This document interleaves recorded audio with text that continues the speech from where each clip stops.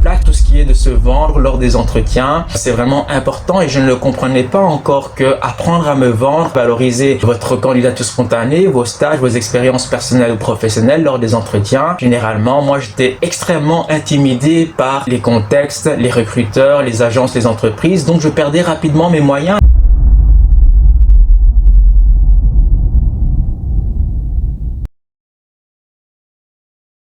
Aujourd'hui, je voulais un peu vous partager cette frustration que j'ai vécue lors de mes recherches, notamment en termes de travail, en termes de poste, en termes de débuter une seconde carrière, en termes de déviation, reconversion professionnelle. Et je sais que ça peut être très compliqué, difficile de comprendre un peu le mécanisme, le système de recrutement. Si on ne le comprend pas, c'est très difficile de voir finalement qu'est-ce qui fonctionne, qu'est-ce qui est pertinent à comprendre et comment postuler de manière vraiment efficiente, intelligente. Parce que beaucoup de personnes qui postulent généralement font l'erreur d'uniquement se baser sur la quantité en se disant je vais postuler puis relancer mes candidatures en masse, c'est-à-dire 100, 200, 300, 400, 800 ou plus de candidatures spontanées envoyées. Pour autant, ils n'ont jamais de retour ou rarement des mails automatiques où la majorité des personnes sont en attente dans la liste noire où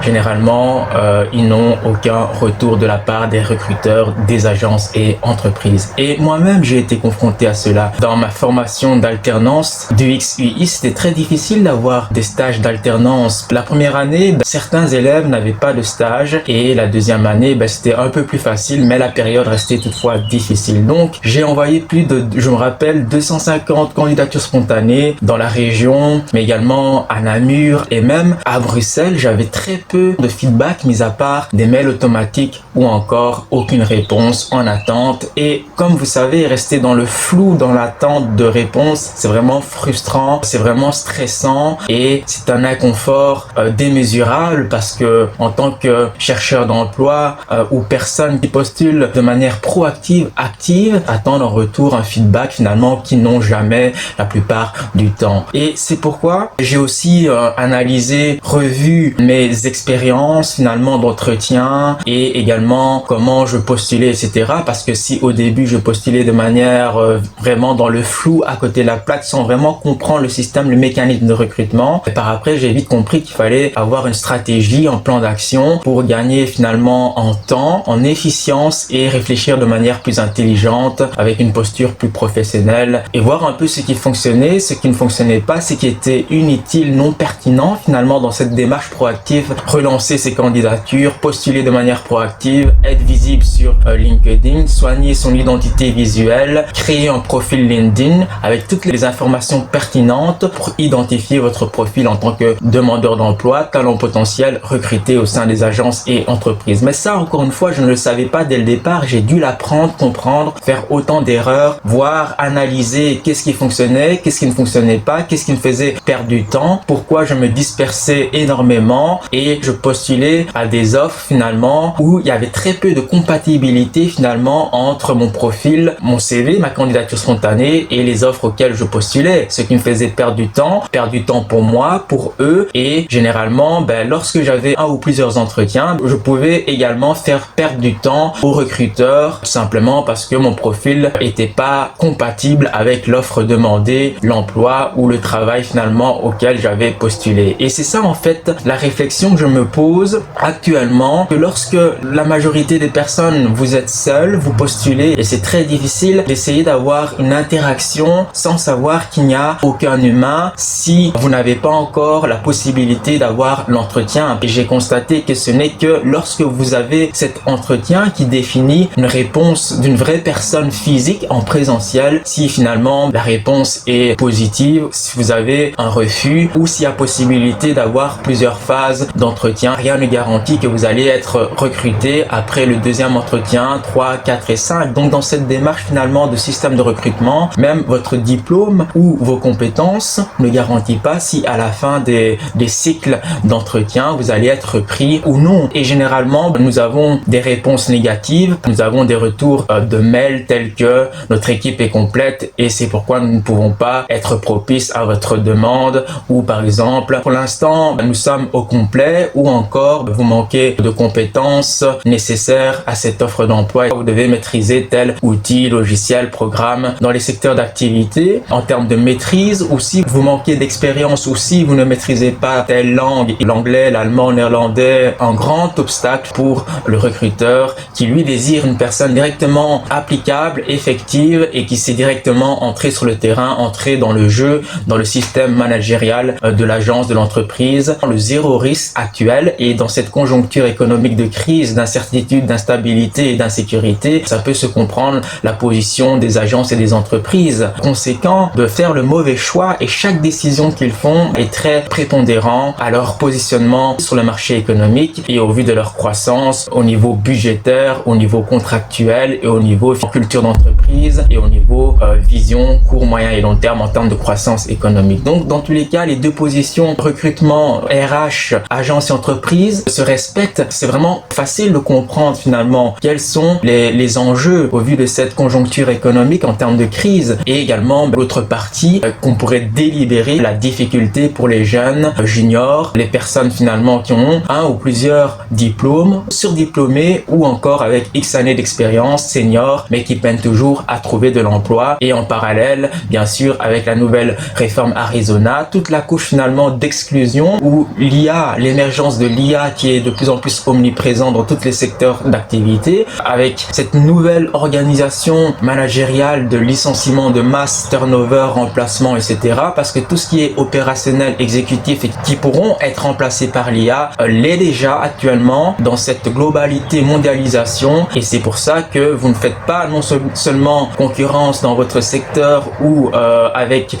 vos collègues, vous faites concurrence en termes de talent potentiel dans cette optique de système de recrutement avec le monde entier, dans cette mondialisation concurrentielle de talent potentiel qui cherchent carrière, emploi, travail. Donc c'est dans cette frustration, d'anxiété finalement de ne pas comprendre comment s'articule l'engrenage, le système de recrutement dans cette conjoncture d'instabilité économique que nous vivons actuellement en 2026. J'ai fait perdre certainement du temps aux recruteurs, à certaines agences et entreprises parce que manque d'incompatibilité entre le profil et l'offre, ou encore simplement parce que au premier entretien, on s'est vite rendu compte que ce n'était pas compatible, ça ne matchait pas. Généralement, la plupart des personnes universitaires, jeunes diplômés qui cherchent à entrer sur le marché de l'emploi, peinent à trouver parce que elles ne sont pas assez pertinentes, cohérentes et pragmatiques dans leur recherche d'emploi en termes de proactivité, en termes d'être visible, parce que si vous n'êtes pas visible, on ne sait pas que vous existez, que ce soit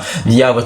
la plateforme LinkedIn pour les recruteurs ou via également toutes les autres plateformes, agences intérim, forum, Pôle emploi et tous les systèmes d'accompagnement finalement pour celles et ceux qui recherchent de l'emploi, qui entrent sur le marché du travail également, ou celles et ceux qui sont en situation de chômage courte, moyenne ou longue de durée et qui cherchent à se réintégrer finalement sur le marché de l'emploi suite à la nouvelle réforme Arizona, aux différentes phases d'exclusion qui met une couche finalement de difficulté, d'insécurité et d'instabilité, surtout pour les juniors où c'est beaucoup plus difficile d'entrer sur le marché économique en sachant qu'ils font concurrence avec les seniors qui ont déjà X années d'expérience derrière eux, ou encore celles et ceux qui sont diplômés voire surdiplômés. Donc il y a vraiment une concurrence globalisée dans le monde entier. Vous ne faites plus concurrence avec simplement votre région, votre ville, votre secteur d'activité, vous faites concurrence avec le monde entier, ce qui change la donne. Donc encore une fois, en termes de recrutement, en termes finalement de postuler activement, non plus en volume mais surtout en qualité, de manière personnalisée au vu des enjeux, en faisant preuve de discernement, aiguisez votre esprit critique et lâchez prise sur ce qui ne dépend pas de vous, les systèmes extérieurs. Investissez dans ce qui a de la valeur, dans vos compétences, les formations, dans tout ce que vous pouvez mettre en avant, notamment tout ce qui est de se vendre lors des entretiens. C'est vraiment important et je ne le comprenais pas encore que apprendre à me vendre, valoriser votre candidature spontanée, vos stages, vos expériences personnelles personnel ou professionnel, lors des entretiens, généralement, moi, j'étais extrêmement intimidé par les contextes, les recruteurs, les agences, les entreprises. Donc, je perdais rapidement mes moyens. C'est lorsque j'ai pu expérimenter nombreux entretiens, finalement, j'étais à côté de la plaque et plus j'expérimentais sur le terrain nombreux entretiens et plus j'ai compris le système de recrutement, les angles morts, les pièges, les sirènes, red flags, ce que je devais comprendre, ce que je ne comprenais pas ou ce que je devais encore apprendre, expérimenter au niveau relationnel, au niveau de se vendre, de se valoriser, et au niveau également de la compatibilité entre les secteurs d'activité, les agences et entreprises, l'offre et la demande. Parce qu'il y a beaucoup de demandes sur le marché économique, c'est discutable parce que dans cette conjoncture, c'est variable en termes de proposition d'offres. Il n'y a pas du travail pour tout le monde là où on espère entrer en jeu. Et c'est pourquoi certains secteurs d'activité, il y a beaucoup plus de demandes, tandis que d'autres, il y en a beaucoup moins. Et certaines périodes, il y a plus de demandes. Par exemple, dans la construction, c'est beaucoup plus difficile parce que ça dépend des périodes finalement de relancement où il y a beaucoup moins de travail. Donc, il y a des périodes mortes, des périodes vides. Et là, c'est beaucoup plus compliqué de postuler en volume. Et c'est pourquoi j'ai perdu énormément de temps. J'ai fait l'erreur d'être trop dispersé, de ne pas avoir de méthode, de stratégie de relance où je manquais de confiance, d'estime en moi et je n'arrivais pas à me vendre, à valoriser mes projets, mes expériences, mes stages en entreprise, mes diplômes également dans la niche diplômé voire surdiplômé, diplôme de master en design industriel, diplôme en menuiserie, agencement d'intérieur et diplôme également d'UX, UI designer, la plus récente. J'ai une carrière derrière moi, donc plus d'1 an finalement dans une entreprise familiale en tant que dessinateur CAD à temps plein, 40 heures par semaine. Tout ce background, ces expériences, rajoutées à mes stages, agences et entreprises, cumulées bien sûr, d'autant plus que je suis dans un système de déviation mais surtout reconversion professionnelle pour relancer ma carrière. Investissez dans ce qui a de la valeur, dans vos compétences, les formations.